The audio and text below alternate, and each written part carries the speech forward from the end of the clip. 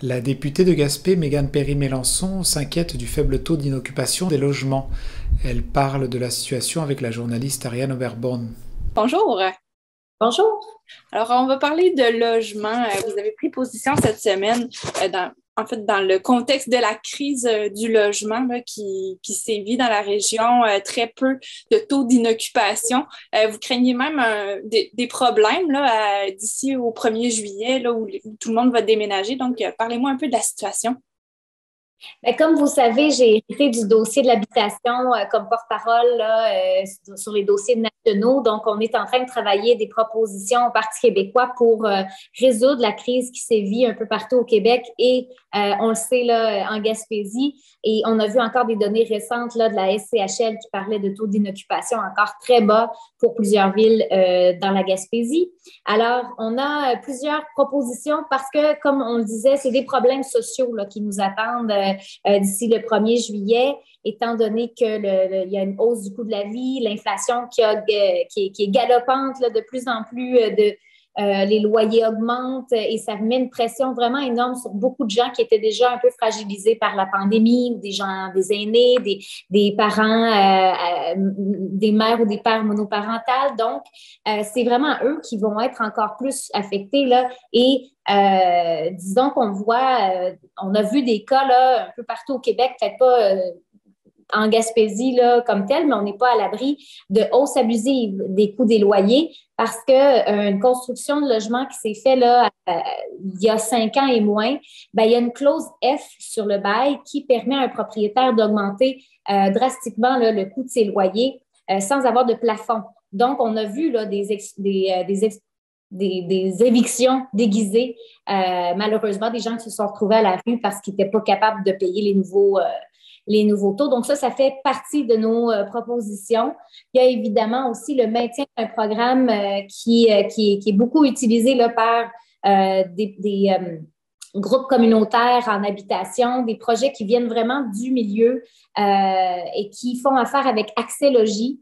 Il y a 10 000 constructions de logements là, en attente dans ce programme-là et on a peur que le programme disparaisse éventuellement. Ce sont des logements sociaux destinés à une clientèle qui a plus de difficultés là, en matière de revenus. Alors, il faut s'assurer d'avoir encore du logement social pour eux et donc, il faut maintenir le programme Accès Logis. On a vu que la CAQ a annoncé un nouveau programme et là, il y a des rumeurs que ça viendrait affecter le logement social.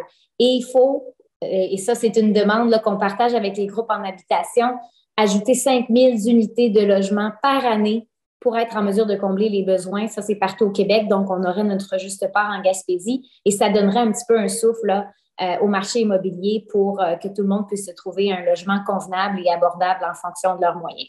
Ça, c'est deux propositions, mais il y en a quelques-unes aussi là, qu'on a annoncées récemment. Exactement. Donc, je regardais un peu dans le communiqué de presse que vous avez émis. On parle d'un taux d'inoccupation inférieur à 3 %. Ça représente une situation de crise. Mais à Gaspé, on parle de 0,8 à 0,3 % d'inoccupation. Donc, c'est quand même c'est majeur. Est-ce que c'est particulier au secteur de la Gaspésie, ce taux-là si bas?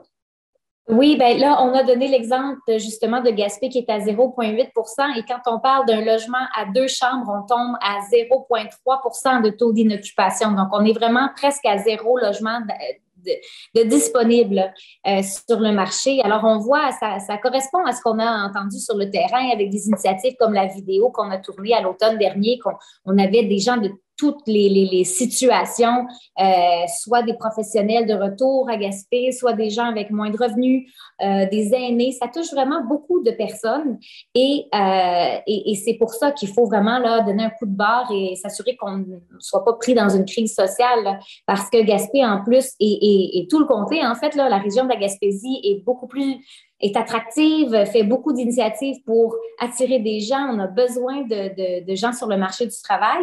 Donc, ça crée une pression. On est content d'avoir beaucoup de gens qui s'intéressent à la région, mais il faut être en mesure de bien les accueillir. Et c'est là où est-ce qu'il faut faut pas ménager aucun effort. Je le disais déjà, mais là, on arrive avec quelques solutions. La clause F qu'il faudrait abolir sur les baux de location, le maintien du programme Accès Logis en logement social et d'avoir un budget convenable pour la construction de ces logements-là. Il faut aussi, par exemple, on voit là un phénomène qui est de plus en plus courant, c'est des gens qui sont bien nantis, qui ne viennent pas du Québec ni même du Canada là, dans certains cas, qui vont acheter des maisons, par exemple, qui trouvent belle à L'Anse-au-Griffon ou dans d'autres villages pittoresques là, de la Gaspésie, puis ils ne vont pas y habiter. Ils vont aller peut-être passer une semaine là. C'est leur 5e maison. Il y en a un peu partout. Bien, il faut être capable de taxer les investisseurs étrangers qui font ça pour de la spéculation. C'est des spéculateurs. C'est un investissement pour eux là, dans un bien et non pas c'est pas pour se loger. Donc, je pense qu'il faut vraiment prioriser les gens qui veulent y habiter, puis vitaliser notre territoire, travailler dans nos commerces et dans nos réseaux de la santé, l'éducation. On a tellement besoin de ces gens-là qu'il faut être en mesure d'appliquer des mesures qui vont attirer ces personnes-là et non pas des gens qui vont s'acheter une 3e maison là, pour le plaisir. Là. Donc, il y a ça. Et un registre des loyers aussi pour avoir une idée de quel a été le coût du loyer antérieurement pour s'assurer qu'on n'a pas eu une hausse de coût et qu'on est un petit peu pris là, dans cette spéculation-là là, qui continue. Exactement. Donc, c'est sûr qu'à court terme, il y a certaines solutions qui vont être plus difficiles à appliquer, comme la construction de nouveaux logements. D'ici au 1er juillet, là, sur quoi est-ce qu'on doit mettre l'accent? Qu'est-ce qu'on doit faire pour éviter la crise? Bien, là, on arrive avec ces 5 mesures-là. Il y a aussi, il y en a une que j'ai oubliée, mais qui est tout aussi importante, c'est d'encourager les projets de logement étudiants. Donc, dans des villes comme Gaspé, Grande-Rivière, qui a l'École des pêches, il y a le campus à Carleton aussi. Donc, quand il y a des projets communautaires de logement étudiant, il faut aussi pouvoir aider cette classe de la population qui a vraiment besoin aussi de se loger à prix abordable. Mais c'est ça, tu sais, à court terme et long terme, je pense qu'il y a aussi l'UMQ qui est sorti récemment, qui demandait d'avoir des outils pour que, d'un point de vue municipal, on soit aussi capable d'avoir des incitatifs, des congés de taxes. Et il y a plusieurs donc solutions court, moyen, long terme, mais là présentement il n'y a rien d'annoncé là qui serait franchement là, révolutionnaire pour régler la crise du logement. Alors c'est pour ça qu'on essaie là, d'arriver avec plusieurs propositions puis de voir laquelle va être retenue très rapidement. Mais vous savez, il y a 10 000 logements sociaux déjà là lancés dans un programme qui ne sont pas annoncés, mais qui ont été déposés, qui sont en attente d'une autorisation. Donc, ça, c'est déjà quelque chose qu'on peut faire.